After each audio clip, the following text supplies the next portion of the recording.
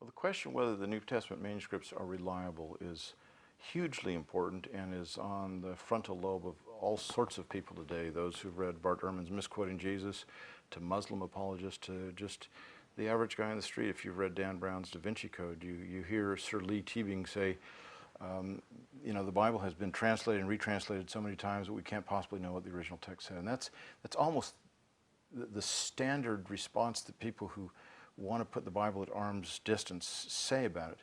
But there's a lot of myths that go with that. And for one thing, every time the Bible's been retranslated, it doesn't mean those translators say, okay, now I'm done with that one, let's burn that old manuscript. It doesn't work like that.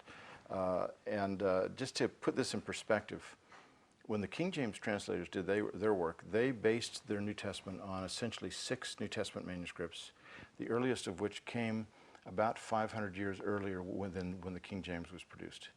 Now we have, almost 400 years later, we have about 1,000 times as many manuscripts as they had.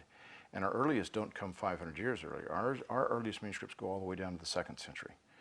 It's a huge difference. And so as time goes on, we're actually getting closer to the original, both in the number of manuscripts and in the dates of those manuscripts. So I think on a general scale, you can say we're making great progress towards that. But the question you're asking about reliability is the question of how good of a witness are these manuscripts to that original or that autographic text? And since we don't have the originals, we have to estimate. We don't have the absolute facts to say, I know for sure on the basis of evidence that this goes back to the original. What we can argue is on the basis of probability. And the probability is so overwhelmingly strong that the manuscripts, at least 98% of the time, go back to the original. It's absolutely overwhelming. Just to give an illustration, the growth of the text of the New Testament from the earliest times up until the time of the printing press, so from the 1st century when they were originated, all the way up until 1516 when Erasmus published the first Greek New Testament on a printing press, that growth is about 2%. So people talk about how the majority text or the manuscripts behind the King James added lots of material.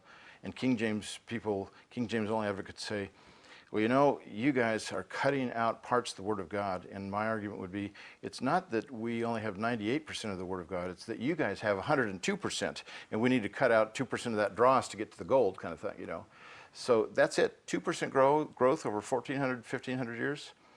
Nobody's going to bet on that. That's a terrible investment. So it's not a massive growth like people would normally get the image of when they read a book like Misquoting Jesus.